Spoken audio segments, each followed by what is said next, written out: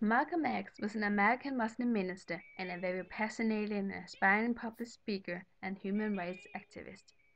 To his admirers, he was a very brave supporter and fighter for the rights of blacks, as well as a man who accused white America in the harshest terms for its crimes against black Americans, yet some critics accused him of praising racism and violence. Furthermore, Malcolm was a very controversial figure in the American civil rights movement, as he preached race separation as opposed to integration. Moreover, Malcolm was a leader in the Nation of Islam. However, he left the organization in 1964 and formed his own movement. Malcolm, he believed in a society where the black people should be living separated from the whites in the USA, and he referred to white people as devils, and so his verbal attacks against white America became more and more bitter. Perhaps Malcolm's greatest contribution to society was underscoring the value of a truly free population by demonstrating the great lengths to which human beings will go to secure their freedom, since he urged followers to defend themselves against white aggressions under any condition. He once said, and I now quote, "Power in defense of freedom is greater than power in behalf of tyranny and oppression, because power, real power, comes from our conviction, which produces action, unpromising action."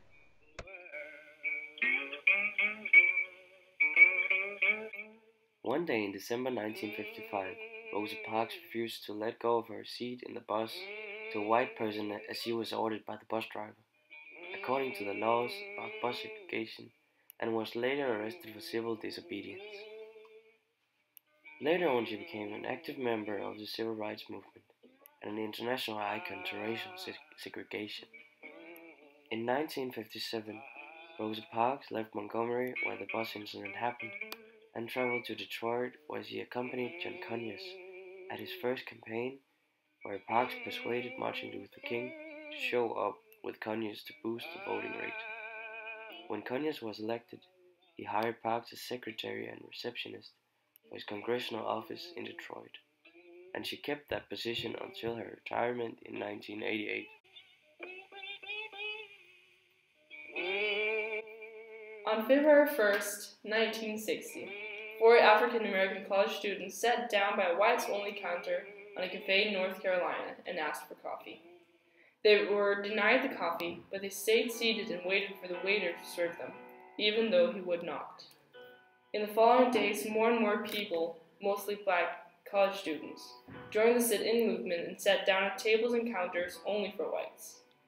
They were often threatened, and many were physically attacked, but it was of much importance that they did not fight back because it was a nonviolent movement. 1,500 black demonstrators were arrested, but it paid off in some ways. Many restaurant owners stopped segregation in their stores.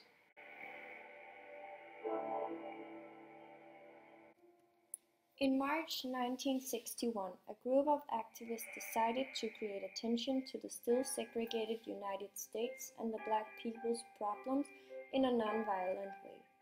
The group of activists wanted to challenge the Southern states because they had ignored the decisions about segregated buses being against the Constitution. Therefore, the activists started the first Freedom Ride on May 4th in 1961, led by James Farmer, where 13 activists, both white and black, jumped on an interstate bus in Washington, D.C. and drove to the Southern states. Every time the bus stopped, the activists checked if the facilities at the terminals were segregated, and if they were, they would on purpose choose the wrong facility. The Freedom Riders' tactics for their journey were to have at least one interracial pair sitting next to each other, and at least one black rider sitting up front where seats under segregation had been reserved for whites. Even though these rights were meant to be non-violent, the group of riders were exposed for a lot of violence from white protesters along the route, especially from the Ku Klux Klan. However, their fight for equal rights also drew international attention to their cause. The American people's growing sympathy and support for the freedom riders led John F. Kennedy to change the rules about segregation. These rules took effect on November 1, 1961, and allowed bus passengers to sit where they wanted. The white and colored signs were taken down at the terminals, and several other things were now allowed for everyone to use.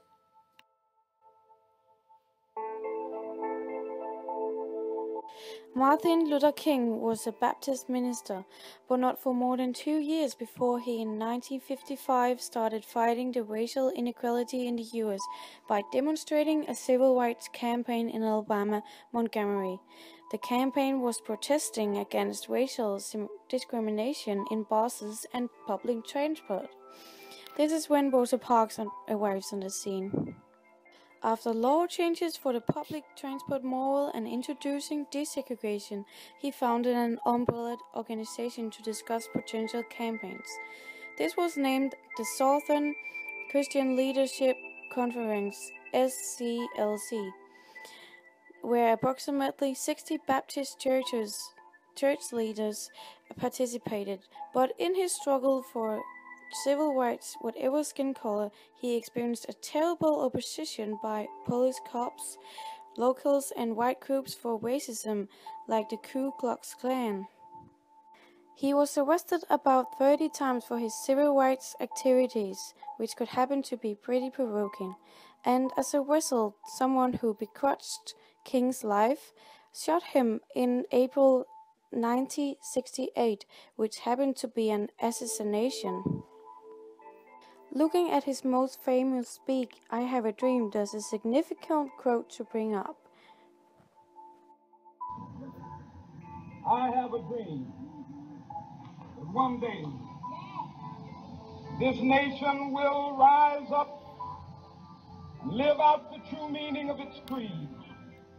We hold these truths to be self-evident, that all men are created equal.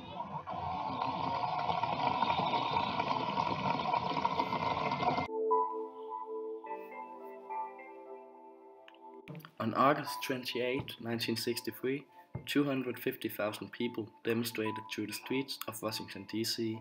for jobs and freedom for black people. They marched from the Washington Monument to the Lincoln Memorial, which is a little over 1 mile away. Even with that many people and a very controversial subject, the police at the place was not really necessary, as the demonstration was very peaceful and civil.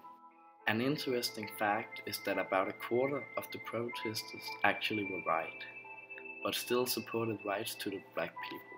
Many musicians supported the matter, and people like Bob Dylan and Marian Anderson sang at the march. The march is not only well known because of its size and topic, but also because of the 2 legendary speeches which will forever be remembered. The controversial speech from the very radical John Lewis, and especially Martin Luther King's legendary speech, I Have a Dream. The speech had a big impact. It inspired many more to protest, not only for rights to black people, but also things like gay rights. It also helped sustain and strengthen the civil rights movement.